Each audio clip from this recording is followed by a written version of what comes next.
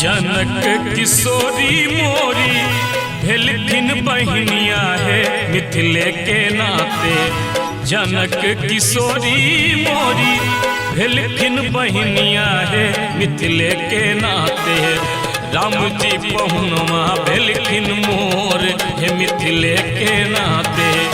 राम जी पहुनवा भेलखिन मोर है मिथिले के नाते।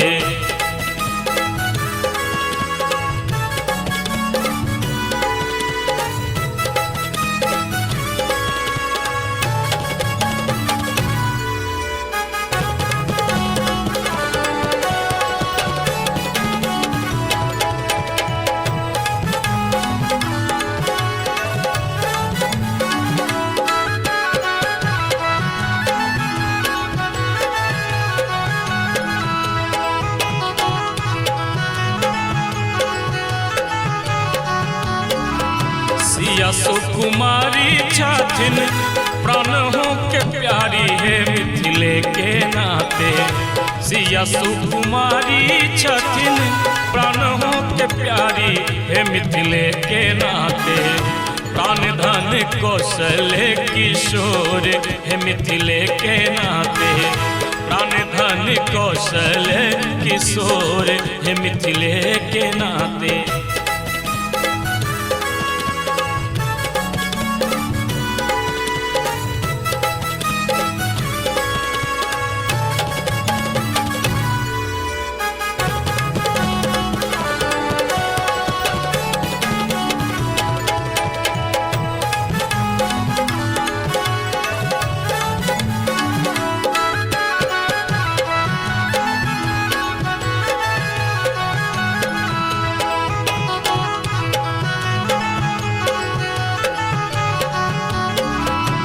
रखी हृदय के हम मरबा बनायब है मिथिले के नाते।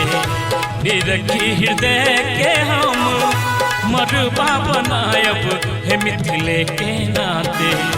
दुल्हा दुल्हिन चित चोर है मिथिले के नाते।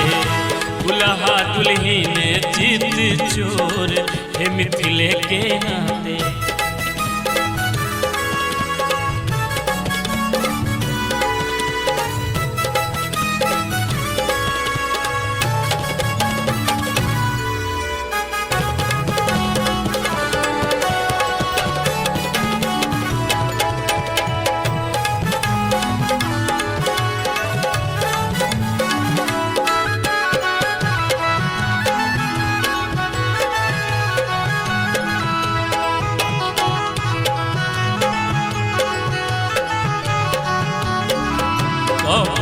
हृदय के हम कोहबर बनायब है मिथिले के नाते।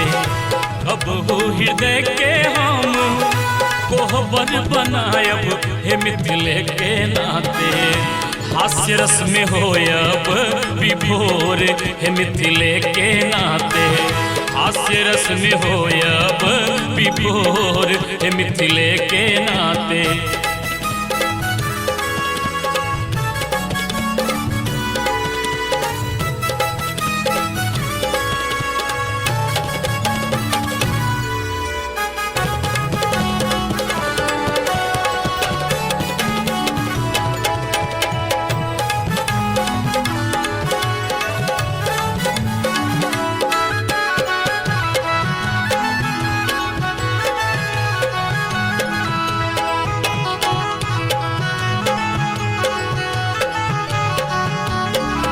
दुल्हा दुल्हिन संग जीवन बितायब है मिथिले के नाते। दुल्हा दुल्हिन संग जीवन बितायब है मिथिले के नाते। रूपुला तलखिद्र का घर है मिथिले के नाते।